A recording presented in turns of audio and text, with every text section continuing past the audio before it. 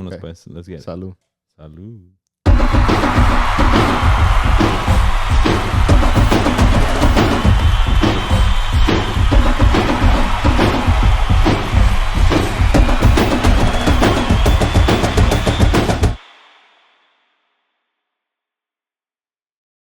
Vámonos, Cesar. Vámonos, Omar. Let's go. Let's get it.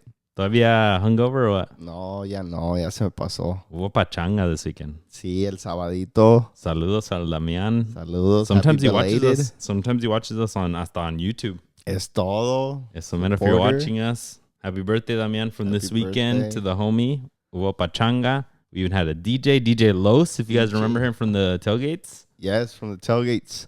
Made a surprise appearance. But yeah, it was a good time. It was a great time. He had all those songs on deck, ready to go. Las buenas, las moviditas. He had a little quebradita in there. He had the reggaeton. He had de todo.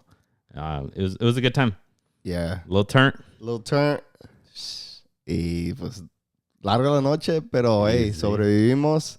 And the following day had Sunday League at 8, no? At 2 p.m. Oh, hell. Son el pinche calorón. Donde estaba el pinche calorón. And then we took at the half, or we took water breaks, right? Oh, the hydration breaks. The hydration breaks. 2 minutes. Que se creen Dije, I needed them, bro. Porque I was struggling because I was hungover y lo estaba bien caliente.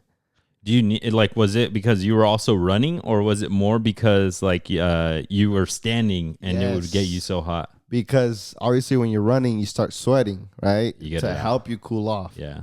As a goalie, most of the time you're standing, so you just taking all that heat in without sweating.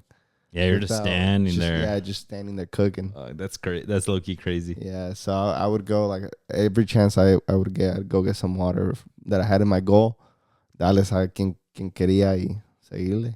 Damn. Y quedamos con 9 men because 2 of our homies needed to leave.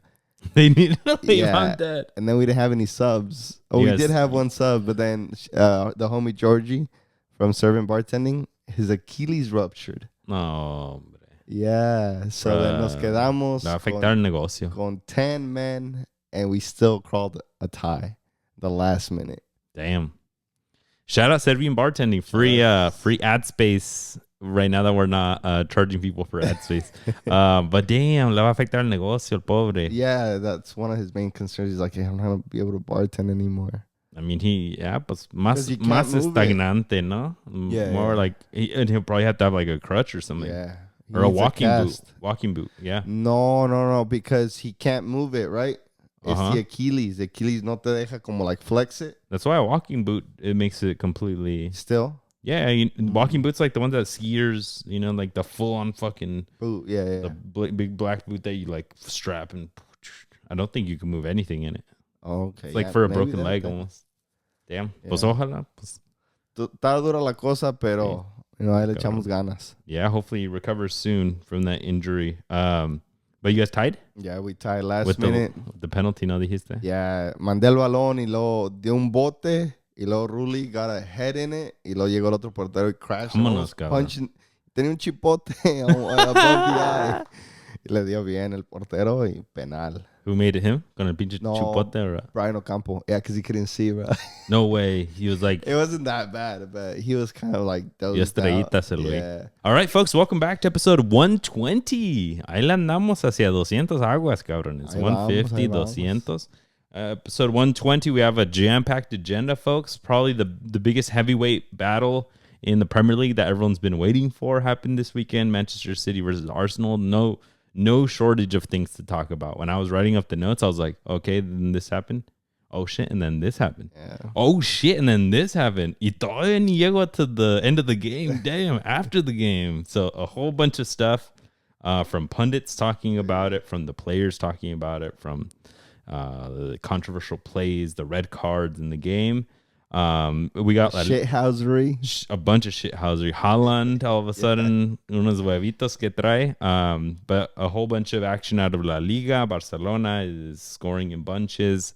They had a game today. We'll talk about it a little bit here. And then the Bundesliga's got a huge matchup this weekend with Leverkusen Bayern.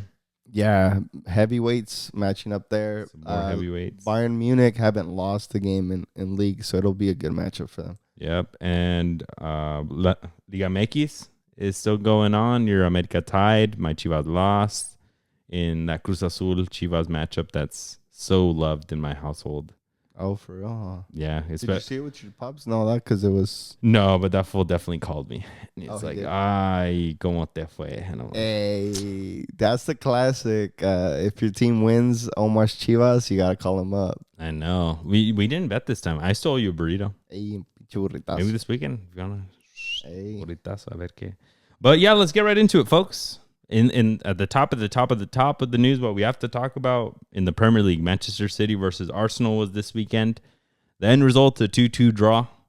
A lot of people have there was so much to be talked about on Twitter overall, but just the scoreline, 2-2, had so many talking points on Twitter.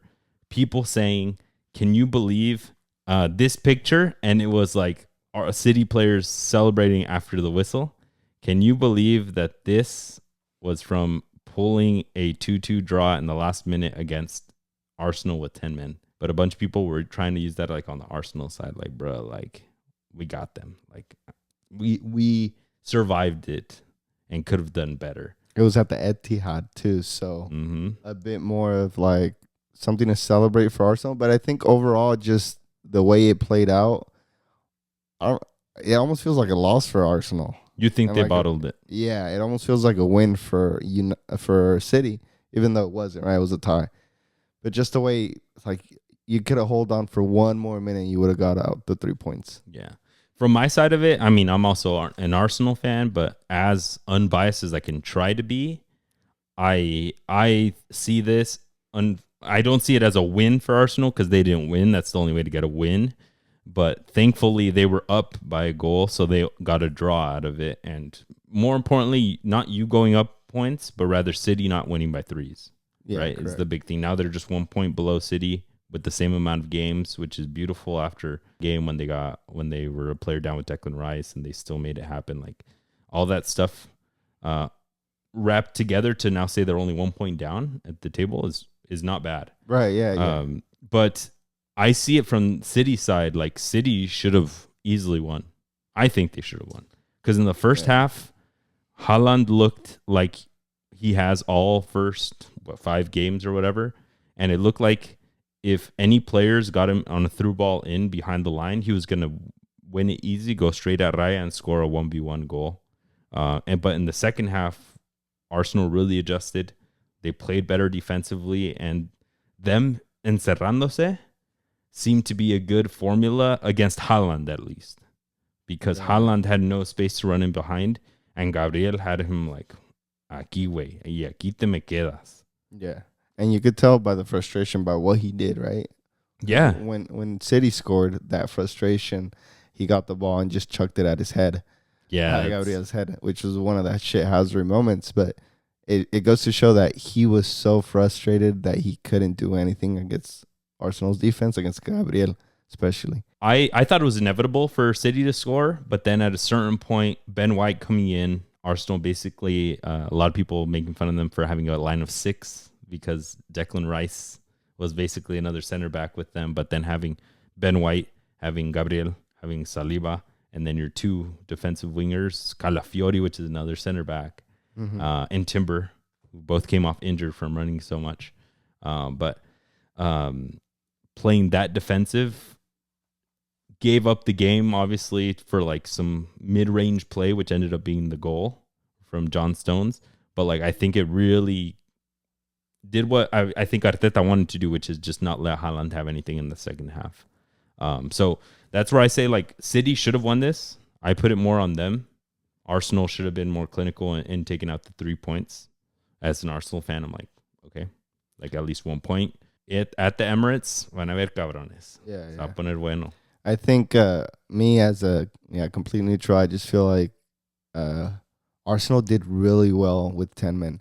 They did amazing with 10 men. Like I couldn't see where City were gonna be able to penetrate. Like they'd move the ball from left to right. There's videos all over Twitter saying this ball is dead, the football is dead because of what Pep has does. Because they would just never shoot. Like no Kovacic would shoot. No, like they had to have a perfect ball with the perfect amount of space for them to shoot. And even then, it was like, where's this goal gonna come from? Because they are just not getting in behind. Bernardo Silva no hizo nada. Yeah, he was hella frustrated too from the Brazilian Savinho se apagó after that play in the first half. So it was just like, where is this goal gonna come from, or is Arsenal really gonna hold on to the last to the final whistle? But I think they just fell off or weren't as concentrated that last play because Grealish did a pass and then se lo dieron para atrás and he found that pass before the goal, and it's just like they fell asleep that last minute. So I just feel like if Arsenal could have held on, it would have been like gold to them. They had it. I think they were the better team, and even like when they scored those 2 goals, they're really good at set pieces, at corner kicks especially. It's insane how good they are. And that's a really good point because Arsenal would have been up in the league, and they would have been up in the league after beating Manchester City, which would have been an ultimate boost. You know, you go into the rest of the season, who's going to beat us? We just beat the number 1 team. We would beat the last 4 years champion. Yeah. Papita, like, what's up?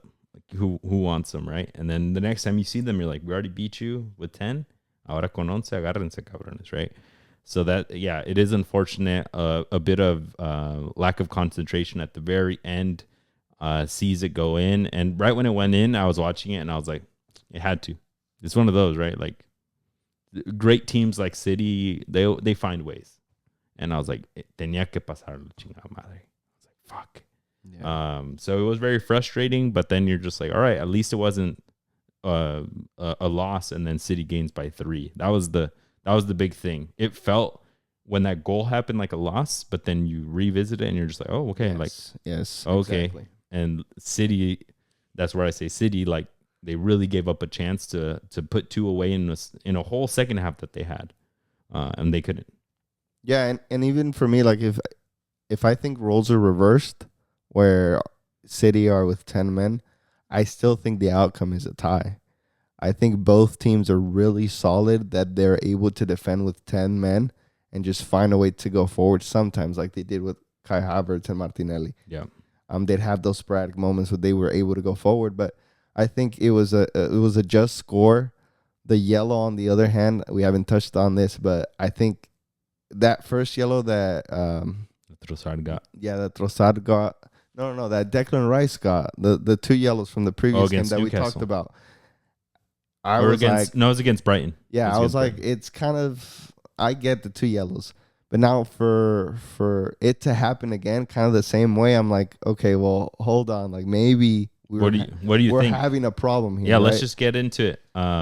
What do you see it now and you're just like, bro, like refs are getting a little bit too involved, or you see it now and you're just like, Arsenal shithousery needs to stop? Like, what do you think? It's just that the timing, last time, the timing was like, okay, well, fucking Declan Rice did kick it out. Mm-hmm. But this time, I feel like the timing was too close for when he whistled and from when Trossard kicked the ball. So I was like, now this second example feels more like it's a personal issue that the ref has to get involved. Yeah. Like, oh, you kicked it, amarilla luego. It's like there's no like common sense. There's no like, well, I did just whistle like half a second ago or like a second ago, right? Like, yeah. So it's kind of like one of those that, okay, why? There's really no way to defend the ref now. Like, we can't fall back on the rule because now it just seems like you're being prejudiced towards Arsenal. Yeah, if you fall back on the rule, you see that the rules being, and this is what I was mentioning the first time, the rules being upheld differently in different situations, right? Now we're seeing a lot of examples of where Michael Oliver is apparently being holding a City as a favorite, and you're just like, whoa, why does Arsenal have the most red cards that of any team by Michael Oliver, and why does City have 0 under Michael Oliver? Right? And then there's a whole slew of conspiracy theories. I went over on our live if you guys want to follow us on Twitch and on YouTube, but everyone draws it back to that he went and freelance ref like Cesar Arturo Ramos does for Mexico in Saudi. that he went and did that in UAE, and his check was signed by Citigroup, like the head of state, which is the same owner as Citigroup. So a lot of people are like, okay, maybe he's not getting a check for, you know what, every red that you give Arsenal, you get $20,000 or something. But like, do you have a vested interest? Because you know what, will you never get a call back to go over there for that fat check, right? Yeah. Which is maybe like nobody's saying like, oh, you're explicitly cheating or something, but we're like, oh, okay, do you have like a little bit of favoritos? Sí. And that's where I think it pisses a lot of people off, because there's what you mentioned. There's stills where Trossard's leg is already mid swing when the ref lifts his hand up and marks the foul or whatever, right? Yeah. So then you're like, if he's mid swing and he hits it, like, okay, cut him a break. Yeah, and then you look at where the ball went, and it was actually a through ball to Martinelli. He wasn't kicking it away to waste time. He was trying to play till the last minute possible and give his boy a good ball. Yeah. Pero that it like all those things are in hindsight, right? It's en caliente right there. So the ref went and just did that, which a lot of people are against. Yeah, but that first one, like I said, it was harder to defend Declan Rice. The first one was shithousery. Yes. And you got punished for shithousery. Correct. This one wasn't even like... No. And if you're a truly neutral ref, if you're there for the betterment of the game, there's no way you should be calling that a yellow. Yeah. In my eyes, like, you think about reffing, anytime you've reffed, you're like, you have that wiggle room of like saying, okay, well, this one wasn't a red or this one was, or a yellow. That one for me was not a yellow whatsoever. Yeah, you guys let us know in social media and in the comments on here, if we're on YouTube or wherever, in the Discord, what you guys think. But I mean, if we're getting too far down the rabbit hole, fucking yo voy hasta abajo, cabrón. But like, it's just funny to see a lot of examples, because one of the refs, the commentary refs on NBC Sports, Premier League Sundays or whatever, when Jeremy Doku freaking kicked the shit out of Alexis McAllister, and they didn't get a penalty that would have affected last year's race, the Premier League race. The ref on there mentioned, oh, Michael Oliver, like, he doesn't really like affecting the big game if he doesn't have to. Okay. And you're like, okay, then that makes sense to like the one that I mentioned to you, the Brighton one. Okay, then Declan Rice kicked it out. Ref, don't get involved, right? Yeah. And then that makes sense. And then in this case, just for kicking the ball away, like what you felt like was too long, what the world agrees is probably not too long, then you give a red and you affect the game. Yeah. You put the team that's up and the team that had all the momentum at that point going into a half, and you put them down a man for the whole rest of the game. Come on. Like, ¿pa qué? Yeah, even if it's not like explicitly the Emirates or whatever telling him, hey, echando la mano, like, there is still that like unconscious favoritism because he got that fat check out there.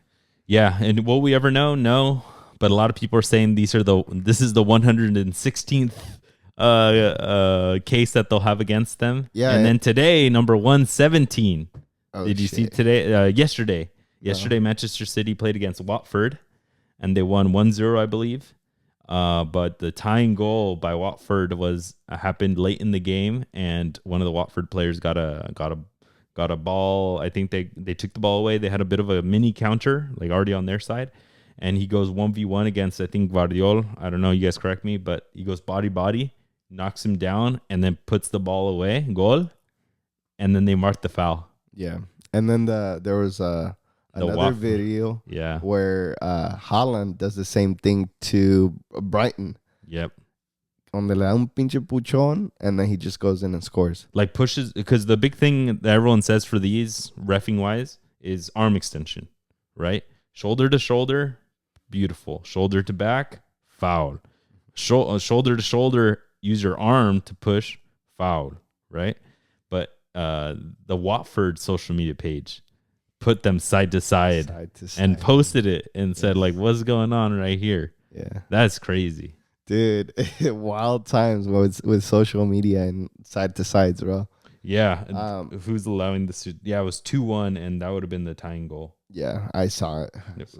Yeah, it's tough. And then there also came a note earlier this week where City players are wanting answers to what's going to happen next season. Because if City, the rumor is that they're going to get relegated with all of these point deductions. If that's the case, then they want to abandon ship. They want to go somewhere else.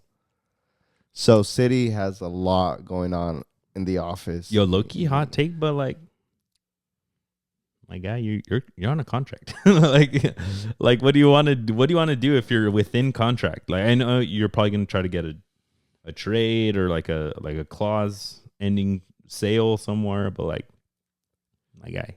Yeah, it's gonna be tough. Sabes en cuál barco anda. También no te me hagas tanto. Imagine Haaland at like against fucking Sheffield Wednesday or algo. Fuck, bro, no manches. Week in, week out. Wrexham next year in second division. Le mete unos 10. Le mete unos 10. No, but on that note, Arteta coming out and talking some smack against his former club. Well, what did he say? Because I saw one clip. They mentioned, so I didn't really see a clip, but rather like a snippet from the news article or from the interview where he said that they mentioned like that Pep Guardiola mentioned like some points about like that they just complain and all these things, and then Arteta made a point like, don't forget that I was there for like 4 years. That's the one I saw. And then he's like, I know what's going on behind closed doors type of thing or something. And I was like, damn, yeah, this fool's about to like come out like P. Diddy drama and like drop all the receipts. Dude, the Pep against Arteta friggin' duel right there, it's friggin' great cinema. They won bro. Right now. Great cinema. Porque los dos se conocen a la perfección. They I wonder if they're homies for 4 years. outside. They gotta be. They gotta be. They gotta respect each Ahí se other. odian. Right? Yeah. But then after they probably go and get like wine and I go get dinner. Yeah. But like, I mean, especially in the off season, maybe the passion is there because Guardiola is freaking kicking his damn coach's chair. Arteta body bumps him for a ball, right? There was towards the end there was a ball right in between them. They were a little bit too close to each other and they were basically kind of tussling a bit. So like the drama's there. It's crazy. Yeah. Two mastermind coaches that are I mean, Arteta is growing up in respect, in street respect, as a good coach. Y le está jugando tú por tú. Yeah. Mainly because he's got that, I mean, not mainly, but he's got that freaking that set piece genius on the freaking bench. Yes, man. Who is that guy? Sepa la madre, but pero es perrón el güey. Es perrón. I think I don't know if he's stolen from City, but he's empowering him to cook. Yeah. Because the corner kicks, Arsenal lines everybody up behind the back post. They're lethal. Then Gabriel Magalhaes by himself 1v1 a la basketball. See. I heard some really good points from the commentators. I forgot who it was, but they were like, they know other sports, so they were like, you should treat corner kicks as basketball. Like it literally is basketball, and you just get up instead of getting a rebound, you just put your head to it and try to put it to the goal, right? Pero es igual, and that's what that dude's doing, shielding each other, right? Everyone back here, or blocking the keeper. Or allowing 1v1, like basketball. Well, that's a great point. He's cooking. He's cooking. I don't know how their percentages, but they're scoring a lot of corner kicks. Yeah. They have the most set piece goals of any team this season. Which started late last season, right? And not even, this is recent. Yeah, but this season they're definitely number one. Yeah. But I mean, I think it's needed because they're struggling without like a pure 9 right now. Like they're bringing Gabriel Jesus back in, but Kai Havertz was doing good. Now he has to go into the middle with all the other injuries. So le está cayendo como pinche anillo al dedo. Yep, it's beautiful. One of the bigger things happening in the match before we get into the drama after the match, Rodri got injured in the first half, and he's out for the rest of the season. I think it's full-on ligaments torn. This coming right after he comes out publicly. ACL tear in his right knee. Yeah, right after he came out publicly and talks about how they're having way too many matches in a season, from a normal 40 to 45 to 50 to 55 game year to now having over 70 matches in a year. And then literally a week after that, tears his ACL. Yeah, it's rough. And it's rough for the city as a whole because when he was in, they'd win 74% of their matches. Well, he hasn't lost in 2 years with club or country. When he's not involved, it drops down to 54%. Jesus. That's a crazy drop off. El pinche caveman. Está cabrón. Yeah, I mean, in regards to all the games they have, I think it's just going to come down to expanding the rosters and just having priorities. Like Champions League's got to be a priority. League's got to be a priority. The Carabao Cup or any EFL Cups or lo que sea, got to give it to the youngsters, man. Yeah, because they're going to feel it. They're getting thinner and thinner. Thankfully, they got Gundogan fucking así, papita. For free. Toma, have your legend back. Like if every club could do that easily. But I think Rodri is the hardest position to fill on that team because he helps you con la salida, but dude, you cannot get past him. And I don't see anybody in there that's similar. I can see them trying to fit in Kovacic to do similar, but he's not as aggressive defensively. Gundogan's doesn't have the physicality to him. Yeah. I think it's going to be Gundogan or Kovacic, in all honesty. I think it's going to be Kovacic all the way. Maybe John Stones, but like probably a little too slow. But yeah, and it's not the same, because the way Pep plays, Rodri fits that perfectly. John Stones has gotten better, but no te compares a alguien who's grown up in Spain playing that system since they're young, like 10, 12 years old, all the way up to however old, like 27 that he is now, to somebody who's had to switch to when he went into City, right? Yeah. It's not the same. So it's going to be really hard for them to find somebody with the similar characteristics as him. And now even with the transfer window closed, like they're going to have to wait until winter. And I don't know, by then they should have enough depth for Champions League, but they are going to need to bring somebody else in to help. One last thing about Rodri's injury, Thierry Henry reacted to it. And he mentioned that like piggybacked off it so many games. Everyone hates it and all these things. But then he said he also notices because there's so many games that nobody wants to come out and play with joy anymore. You're playing 3 matches a week on average. Why would you be happy playing the third match of that week, right? You're just like out there collecting your paycheck. You're probably on a big team about to smack a little team. That's what I mean. What's the point? Versus the 1 game a week versus the great opponent, that glory when you win. Yeah. Times have changed. The last thing for the match, after the match, drama with Haaland started during the game. A lot of back and forth between him and Gabriel, smack talking. Gabriel Martinelli started having some drama during the game with some of the players, telling everyone to shut up. I think he told Haaland to shut up in the match. After the goal, everyone gets very passionate. And when Arsenal take out from the goal for like the last couple of plays, Haaland went straight at, I think, Kai Havertz or one of the Arsenal mids and like straight up bodied him like Kai Havertz did in the beginning of the game to Rodri. You saw that, right? No, I did not see that. He like walked. It didn't look as aggressive, but he went straight at him and then they like fell together. So it got very heated at the very end. And then the goal happens right before that. And now we see in video that Haaland grabs the ball and dinks it at Gabriel's head. Yeah. Kudos to Gabriel keeping a calm head. Yeah. On social media, he also... It's funny because he had his shirt over his face.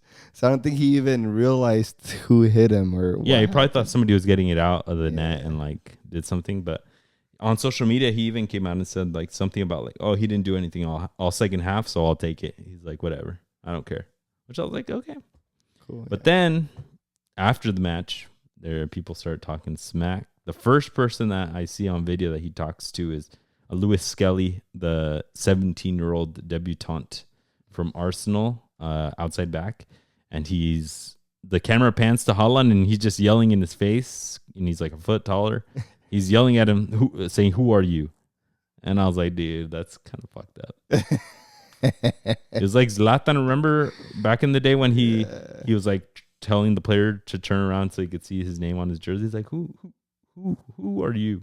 Yeah, that shit's funny. Shithousery. It's just shithousery at his finest. Pero, I mean, el pinche debutant must have said something to him, ¿verdad? Yeah. Y luego, y Haaland no se va a quedar callado tampoco. Pues no. So then he goes, and then Arteta tries to go and calm la situación, and Haaland tells Arteta to be humble. Yeah, I saw that. That shit was funny too. So then he I think they get a little bit of a body bump, and then Gabriel Jesus, being ex-City, steps in, and then he tries to tell him, like, hey, what's up? Yeah. And then Haaland just tells him, like, no, go away. Yeah, yeah. Dude, that shit's so funny. Like, Haaland is fun. He almost reminds me of Zlatan in a way. Yeah. Like, very, like, straight up, like, dry, but funny. Like, it's just jokes. And then Gabriel, he came in, and then he got a yellow right away. He smacked some for it. Yes. And I was like, bro, like, you're just being too much. You're being too extra right now. Igual con lo after the game with the shithousery. No, for real. So the rivalry is definitely there. More on fire than ever. Yep. When they play at the Emirates, it's probably going to go down. Hopefully, we get both squads with full squads health wise, so that we can get a good match and we can truly see a ver quién gana ahí. And hopefully, the title race is tight at that point, so we get some drama. That's not until like March, huh? Yeah, it's going to be a good while. I think probably after Boxing Day. All right, so let's move it on after all of that drama. In La Liga, there's also some drama. I think the drama there is how tight it is, how tight it's going to look. Barcelona, in my opinion, is surprising me under Hansi Flick. Surprising everybody. They're playing very well. They even won today. We'll talk a little bit more about over the weekend, but they won today against Getafe, 1-0, Lewandowski goal.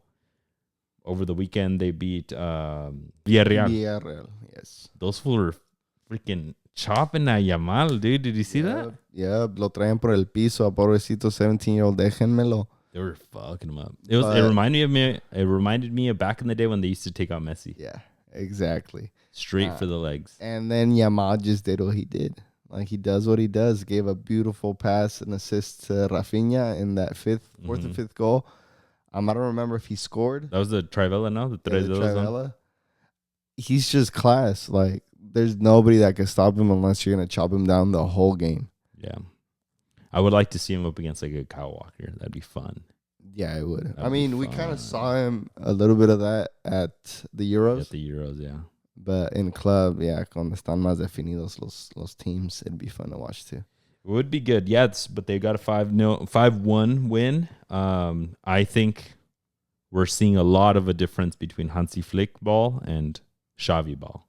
Yep. A lot more long balls, Direct. Lot more physicality, high press, high line, seem to be offside traps. Yeah. Really offside trap. Villarreal fell into it. They scored, I think, twice. They were both offsides. And they were both offsides. Damn. And it's like they're playing really high line. The way Lewandowski presses is no longer by himself. He holds into into their CDM, and then he allows the wingers to press more than he does.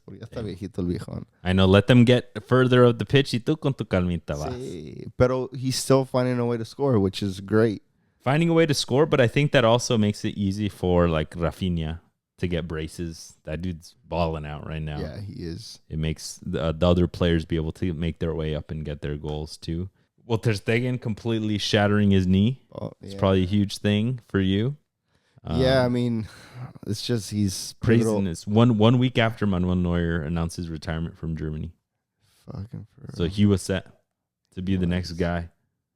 And he's out. And everyone's been, I mean, I think he's been pretty vocal about it, and it's very notable, like notable de que he wants the spot, but he's behind one of the greatest keepers of all time, right? So now he had the spot. He said chingo, and he's not going to be back till like mid of next year. Yeah, extremely unlucky.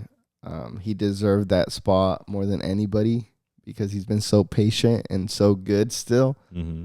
I know he had a blunder last week against Monaco, but I mean, you can't deny his quality. So it was really sad seeing a goalkeeper of his caliber go down injured like that and being out for close to a year. a lot of pouring support for him on social media. Even Ochoa posted a picture of them at the 2018 World Cup when they played each other. Sick. Hugging, saying, hey, échale ganas, fuerza, capi, or whatever. But yeah, I mean, they're going to have to bring somebody else. They've brought in Szczesny, ex-Arsenal keeper. From retirement to kind of help out. Ex-Juve. He was just recently with Juventus. Ex-Arsenal, ex-Lechia Warsaw. Damn. I think there's been a player from... I think Omar Govea might have been at Lechia Warsaw. At the same squad that he came out of. But yeah, I think a solid pickup. He's only 34 years old, and he was trying to retire. Yeah.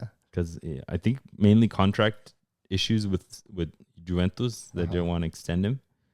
Maybe, had enough of footy at that point, but... Yeah, se viene a pelear la titularidad con Iñaki Peña. It's his.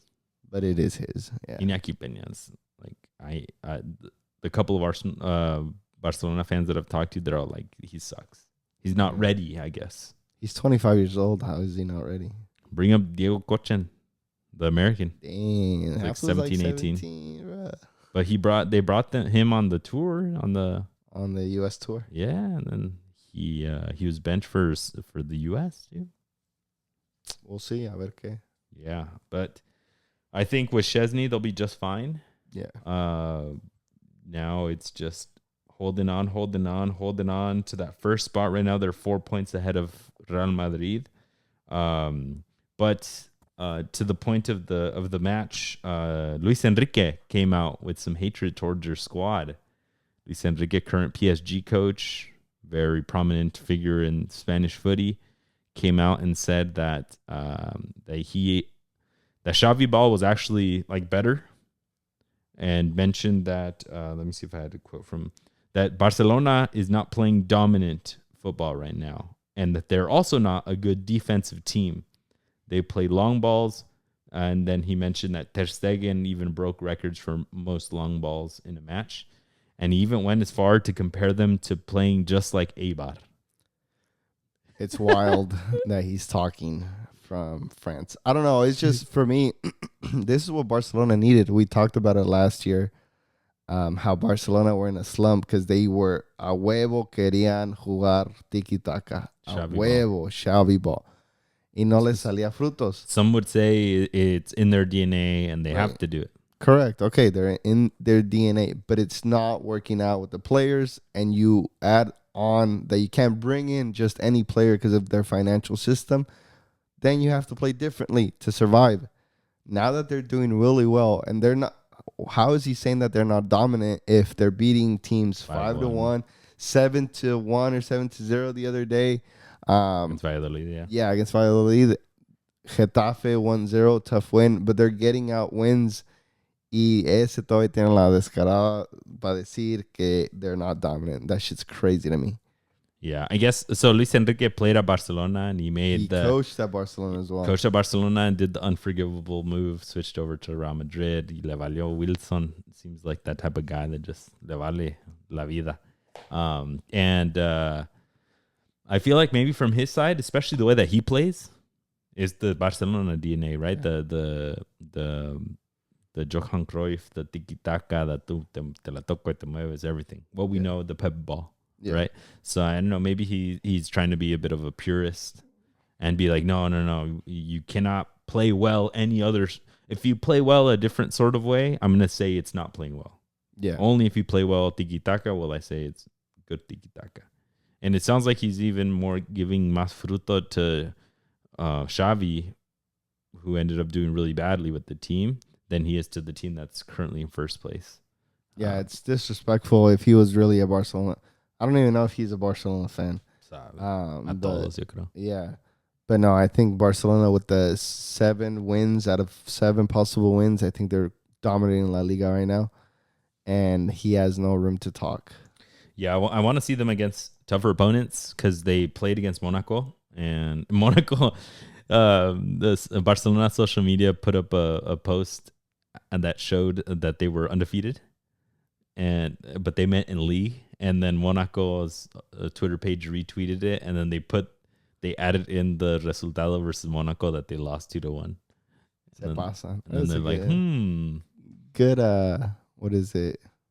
Good memes. No, the admin. Good admin work. Yeah, that is good social work. But I want more of that, right? The Champions League, even though Monaco, we don't see them as that strong. It's a different type of competition. So I want to see that Hansi Flick ball be successful against tougher teams. Yeah. Because sometimes it works against crappy teams when they fall in that offside trap, when they are not good in the air, when a 17-year-old speedster wonder kid can just tear you up. But if you're gonna face against a City, who Phil Foden will just run from the back all the way through, right? Change up the game on your back line, or the defenders know how to kind of adjust. It can get more difficult. Do you think this Barcelona is ready for a Madrid match, for Clásico? Yeah, I think right now especially, I think they're full of confidence and ready to play. Like Rafinha's playing lights out, like we mentioned. Lamine Yamal, el quien quieras ahorita, todos con una confianza. So yes, bring in Atlético Madrid, bring all of La Liga, fuck it. No, I said Real Madrid, not Atlético. Real Madrid también. Oh, you think so? Okay, pues está bien. Real Madrid over the weekend, they won, 4-1? They're against Espanyol. Oh. And a lot of people up in arms for multiple reasons. One, because Mbappe keeps scoring penalties. He got his one goal, the penal. El que Endrick dragged the defender inside of the box. Y ahí es donde se dio el clavado. That was the big drama. Multiple places that the ball went out. And he trapped it. I did not think it went out. I seen it. I did not think it went out. I also don't think it probably did. And I think VAR was smart enough to probably have checked. And the linesman was right there too. Yeah. But that's why a lot of people are like, pendejo, you're right there, right? But you just need an inch, un pinche pelito, for it to be touching the line, and it's in, right? Yeah. So, ¿quién sabe? Okay. But then el defensa se agarra for a ride, right? Y lo trae. And then he gets to the box, close to the box. He said, "Echa un pinche clavadote." Yeah. Right? It was a foul. Where was the foul, though, is the big question. I've seen some theorists on Twitter put up a huge thesis of, his arm was in the box, so a part of the body was in the box while the foul score with your arm, pendejo. I don't know. They were like armpit, shoulder. I don't know. I'm dead. Enough was in the box that needed to be in the box, part of it. And then a lot of people are just like, well, like the foul started over here. They do try to let go right before, like he literally tried to let go the moment that he saw the line, right? And they're like, that's not a penalty. The one that I saw said, if the foul starts outside of the box, but it continues inside, then it's considered a penalty. Yep. But it's funny because the last kick or the last pull that he did was right outside the box, let go, and he happened to fall inside of the box. Yep. How is that a penalty inside the box? That's the tough thing. And then, a veces es un poquito descarado because you're like, they don't need the fourth goal. It was already 3-1. And it's the 90th. And it's Espanyol. You don't need an additional goal. And con todo respeto, deja que Mbappe vaya un partido sin un gol. It'll light up Twitter. People are going to call him Finnish and all these things. Yeah. Now, apparently, he's a bit injured. He played against Alaves, so he did play today. Yes. There was rumors that he might not get minutes, and I know people were talking smack that they were going to play better without him and all these things. But Real Madrid has a new song. Did you listen to it? Yes. Penalti para Real Madrid. Boom, boom, boom. It's to the tune of Another One Bites the Dust. Yep. And if you guys haven't listened to it, go and check it out. It's pretty quality memes. Quality. I would say so. That's way better than that. This one was totally full lyrics of a song. Jeez. I loved it. There was references to Modric and Mbappe in there. But yeah, I don't know. I think it's one of those where ref, just mark it outside. Yeah. Por Dios. Don't get involved. I'm keeping my agenda. You know that refs just don't get involved. I'm sticking to it. And it's just like, bro, marca la fuera y ya. Por favor. Play on. Nobody would have complained. Hendrik wouldn't have even complained. No, he would have, but yeah, but like so he would have shut up like after like a bit. Yeah, you guys won at the end of the match, so true. But then today they won against Alaves. Yesterday, Tuesday. Oh shit! Yeah, yesterday versus Alaves, they were up 3-0, and they almost gave up. Y la arrogancia, yeah, mero se los comía, Yeah, Alaves got 2 in 2 minutes. In 2 minutes, 85th and 86th. Y luego la patadota a los huevos de Hendrik. Do you see that? Dude, that's what I mean, bro. Like, es una descarada. It's just really bad, bro. It's like, how do you kick somebody in the nuts and get away with it? Yeah, the dude kept poking at Hendrik, right? Kind of trying to like keep him outside the box. And then Hendrik gets a run in. Like if he's making a run in, then mocos, cabrón. Straight up shin to the nuts. And then I saw an edit where people were like, we shouldn't be surprised. And there was todas las faltas que hizo in Brazil when he was playing out there, they were all the same caliber. Puras descaradas. Huh? Puras descaradas. Like, you're making me mad. I remember him getting one time he's going viral for like a straight up red that he got for just like getting poked at and then just turn around. Mocos. Yeah, but a lot of other defenders are gonna notice what happened and they're gonna keep poking at him. ¿Por qué? Poking at him, or like, I mean, as a defender, like when you're the veteran, like imagine like if he se encontró un Pepe, bro, la primera, vámonos al suelo. Yeah, dude, if we had a Pepe, it'd be means. Do you see that when he was training with the Brazil squad ahead of the qualifiers or ahead of Copa America, Gabriel Magalhães straight up laid him out. Yeah. Like he just received it in the middle and like let go of it, and he just straight up boom, cabrón. Yeah. Para que aprenda también. Even your homie's gotta teach you a little bit or a thing or two. All right, let's move it out to some other leagues. Our boy Santi Jimenez in their Eredivisie is out for 3 months with like a hamstring tear. Yeah, it was really bad. It's pretty high grade for you to be out 3 months. Yeah, it's a lot. When it happened, you know how he started limping because he fell to the ground. There was a panning to the fans in the stands, and they were like tripping out. They were like really like, our main forward is now injured. Like, they're like, damn, we could have had 60 million for him. They could have, yeah. But didn't. I mean, big question: if he left, would he have gotten injured? Probably not. That's the big thing. Probably not, but I mean, big hindsight. Should he have left? I mean, he has champions. It's looking like he should have left. Of course, now, right, in hindsight, but like he had Champions League there, and then if he goes to Nottingham Forest, does not have Champions League, fighting relegation, right? So maybe it seemed a little bit smarter. Tottenham would have been a cool move. Yeah. But I feel like those weren't even solid. Like, I feel like they didn't even actually want him. Yeah. Everyone, like, even AC Milan was there for a second. Even their I don't remember if it was his dad Chaco or if it was the sporting director there, but they were saying that like que supuestamente even Madrid at some point expressed interest or something, so that they were expecting better.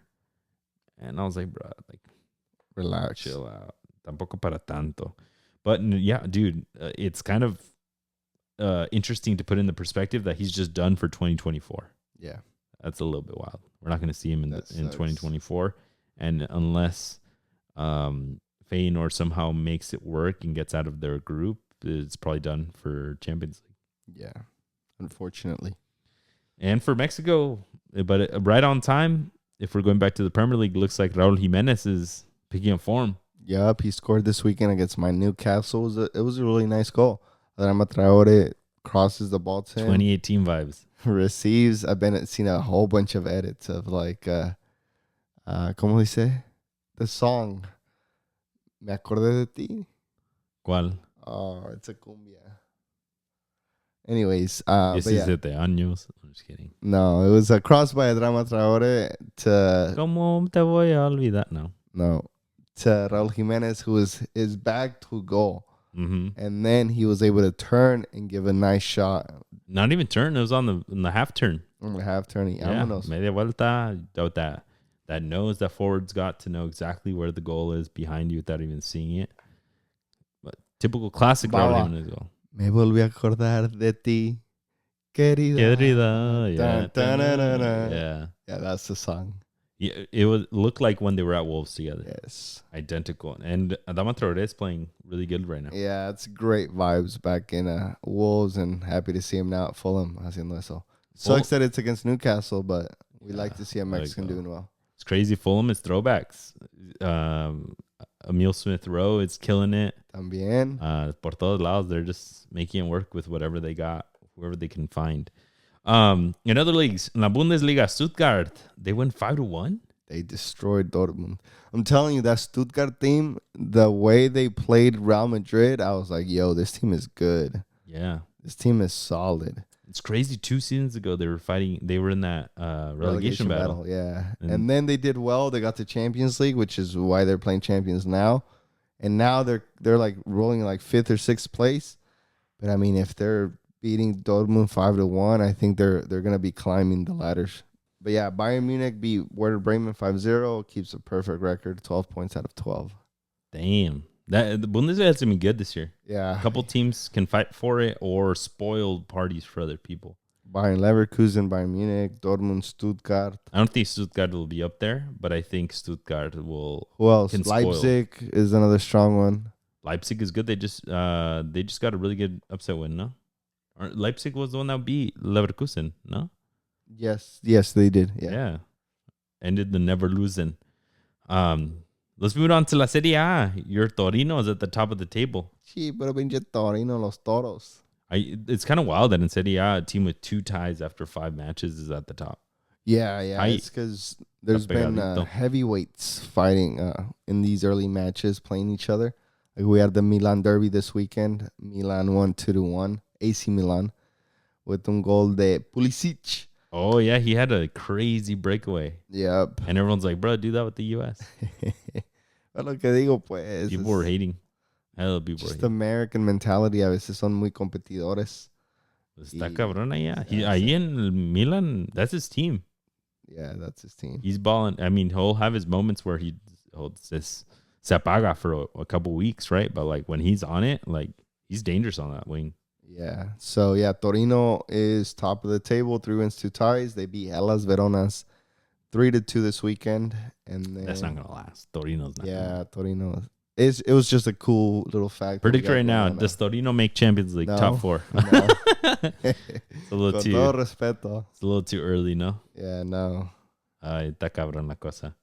All right, Cesar, give us a recap of Libertadores. ¿Dónde estamos? We got Libertadores finishing up this week. We got River Plate advancing to the semifinal after they beat Colo Colo 2-1. Arturo Vidal coming out after the game saying, yo, River Plate talked all that shit, saying that they were going to destroy us 5-6-0 at the Metropolitano at their home. But guess what? You only were able to score 1-0. So we're going home with the head, our head held up high. Damn.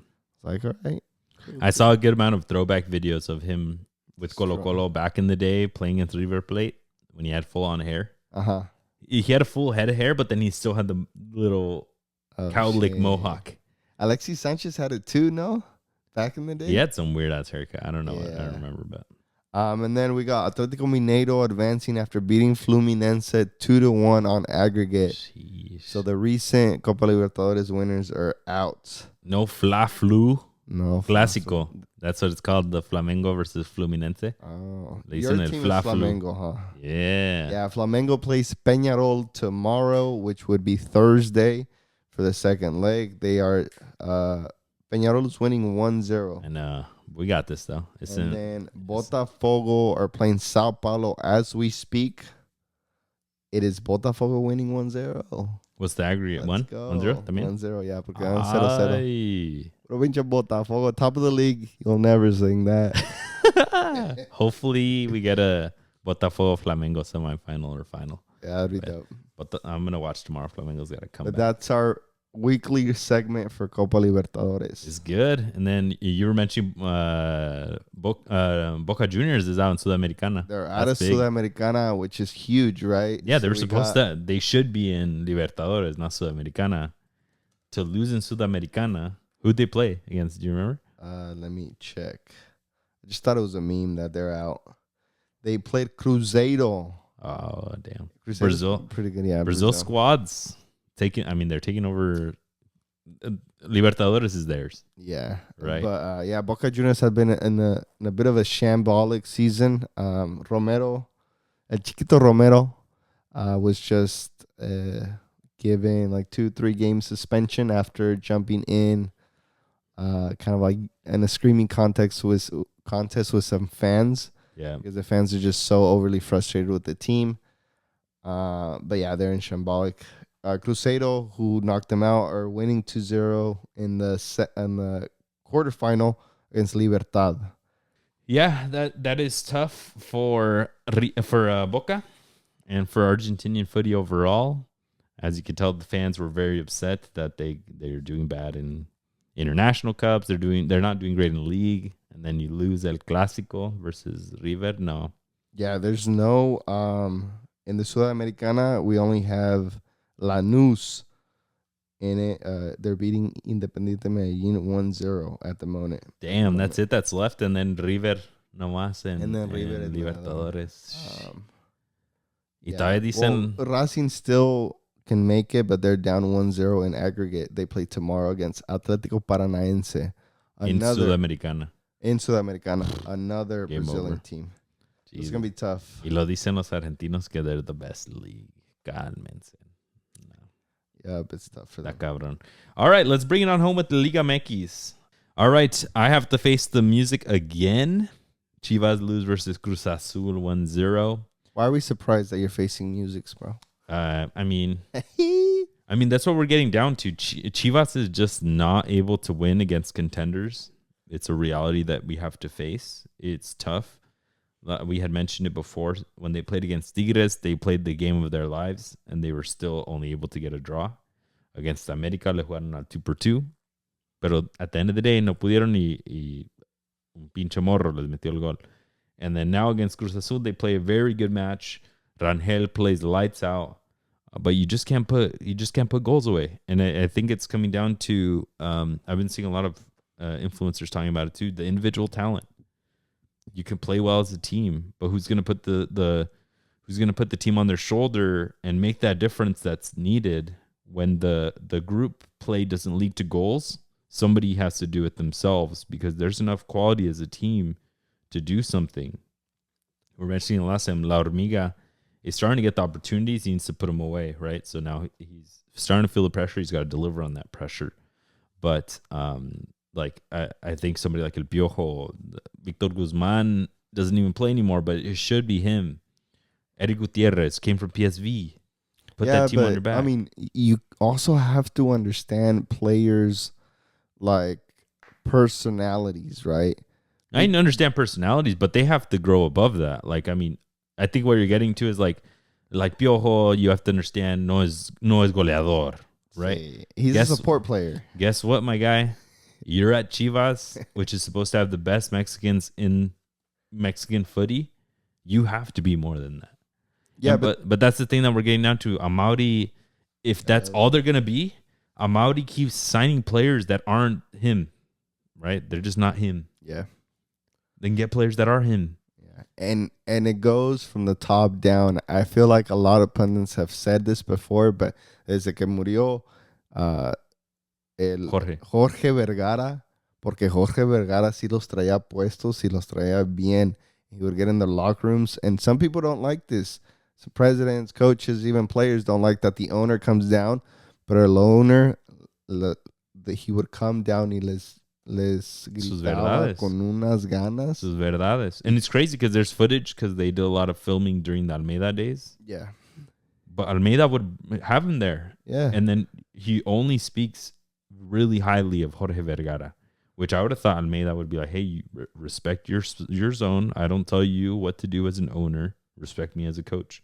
But no, I mean, there's hella footage during those times when they were doing bad after winning the championship where he would come down and be like, there's one video where he's like, I've had divorces. I've had this. I lost my family. I lost businesses. I lost half of my net worth. And I never forget to pay you guys. Yeah. So, ¿qué huevitos traen ustedes para jugar mal? Yep, exactly. And we've deviated since that. Like, Amaury Vergara fue un hijo de papi que le dieron todo. But like my guy, In a way. Couldn't play Football Manager and know how to sign some players or what? Like, pero si es lo que venimos, es que if I'm not the smartest one, then I better surround myself with people who know more than me. He's gotten burned hella by the people around. And okay, well, entonces, I don't know. It just feels like Chivas has lost that. Y ahora se lo miras in the field. También, like, sometimes the players, like... Chicharito came in to help, ¿verdad? Yeah, but... that side of things. Yeah, but, like, helping is a weird way to put it because, like, Chicharito came and he's hopefully a positive impact to all these players and stuff. But my guy charging otherworldly money, like, now is just coming to light where it's just like, okay, like, maybe that's why Amaury just can't buy anything, right? Like, that much. Why are you getting paid that much? Like, I understand you're a legend, right? Pero también, por lo que estás haciendo, we need to restructure that thing. But, like, just the perfect storm for Chivas, bro. Yeah, but that's the thing. And there's just not the available players, the attacking players that at a good price. Like, Jorge Vergara brought in Pizarro from Pachuca, brought in Orbelín Pineda from Cruz Azul, brought in Alan Pulido, who is goleador de la Liga. He brought him from Tigres or from Grecia, wherever the hell he was at. So he starts building this crazy squad of really solid players and then surrounding them with Salcido, surrounding them with, like, veteran players, Elaris Hernandez, that just dan todo. And Conejo Brizuela. And that's how they make it work with that championship. But all those fools were dogs. A lot of those could do it on their own and score a goal. Pulido, especially, right? Right now, like, Amaury signing some... I go back to, but Omar Govea is not the guy. He's not the guy. Yeah. And I like the Barajas one. Pero métanlo, cabrón. Like, stop putting these passive players. Even Gutierrez, in a sense, is more of like a support role player. That's not why we want you, though, my guy. Que está bien, pero está bien cuando vas ganando y tienes que manejar el juego, cuando, for depth. Yep. Pero si lo traes a que te sea un Jonathan Dos Santos o un Fidalgo o pues más ofensivo, lo quieren. What I think is they want him to be like Diego Valdez. Or there's no way. More offensive, right? But none of those Chivas players are that creative. No. That's wild. If he genuinely thought he was a Diego Valdez, that same profile, he's not. No. It's not like a direct thing, but like Amaury, I can guarantee you one of those fools is like, I'm cooking with him. That's my 10. But realistically, none of them are. Yeah. The only one that does their pure job as their role is El Oso. Yeah. De seis. And that's because that fool just plays like a center back as your 6. Y te mueve el balón como pueda. And he does a solid job. Yeah. But Eric Gutierrez, like, defensively, does good. Offensively, does good. You need him to be great on both or be great at one. Nene Beltran blows up against shitty teams. And then against the better teams, he needs to be the same thing. Great. I would even say, Nene, don't even fucking drop and defend. Just cook attacking. That's what everyone thought you were going to be.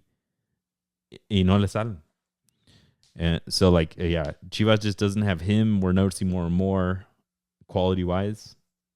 And the conjunto is getting a lot better. But somebody's got to step up. And they didn't in this match. Les fue igual.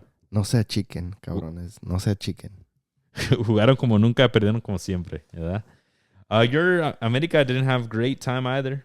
They tied against Necaxa. They got a draw. Last minute goal de Henry Martin, and se lo dice en su cara al portero. Their keeper de Necaxa was wasting a bunch of time.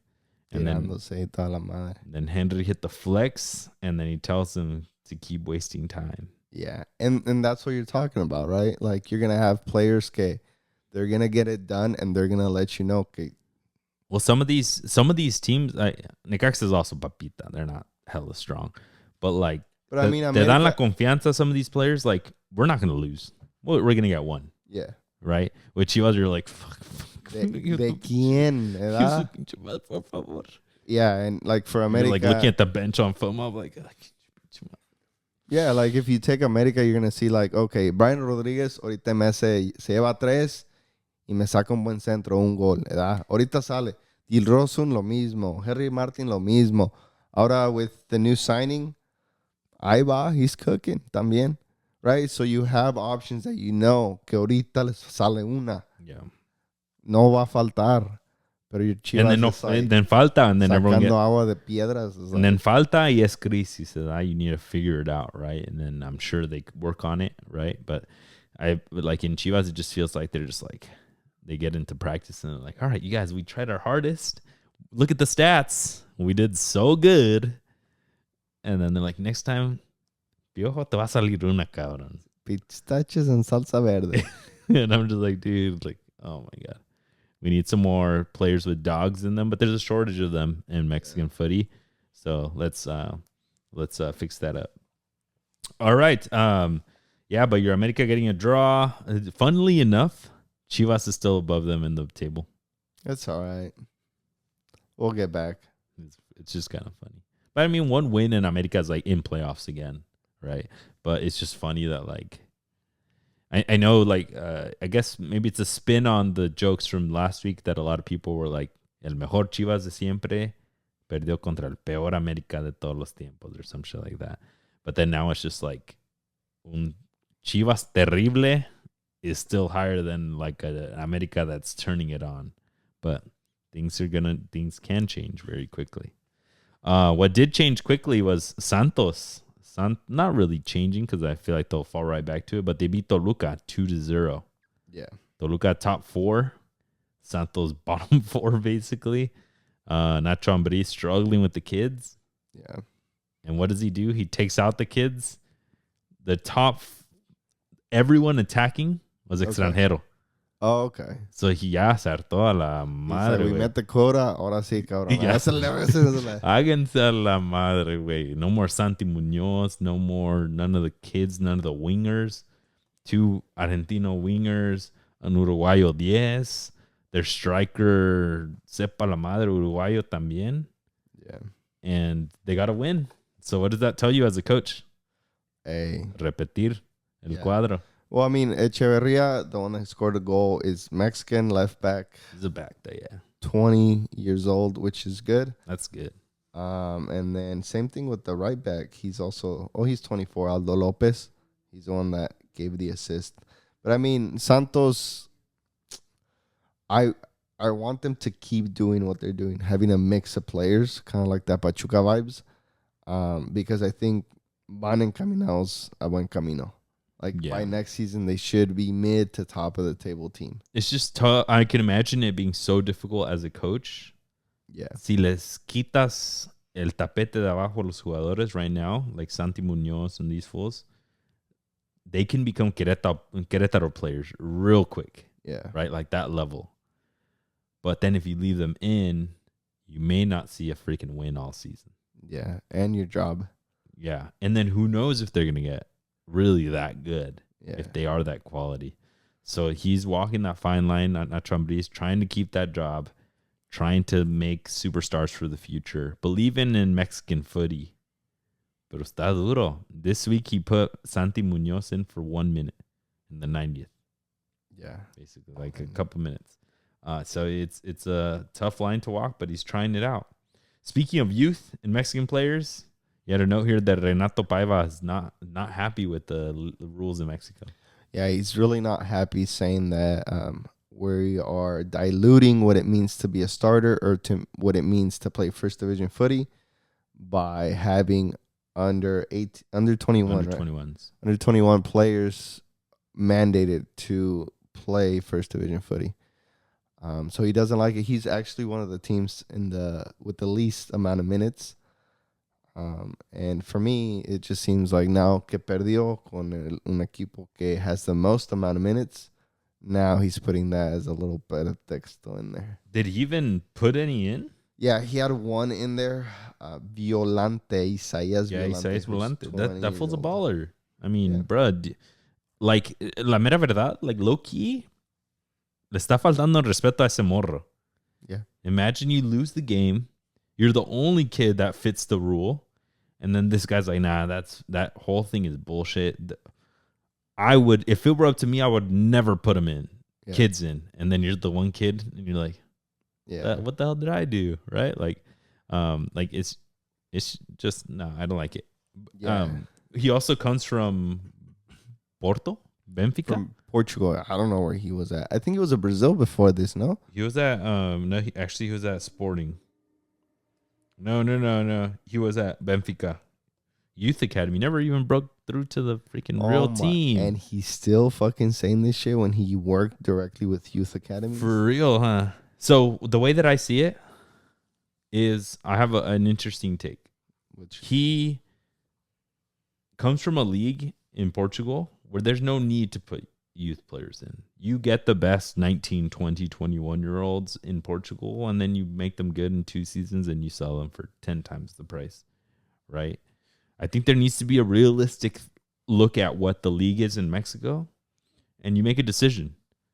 If Mexico is trying to be the best league in North and South America, then yeah, putting a rule where you have to put morros in instead of having another superstar player in an outside back can probably be looked at badly, right? Because you're like, okay, like, how are we going to be better than Botafogo? How are we going to be better than River Plate?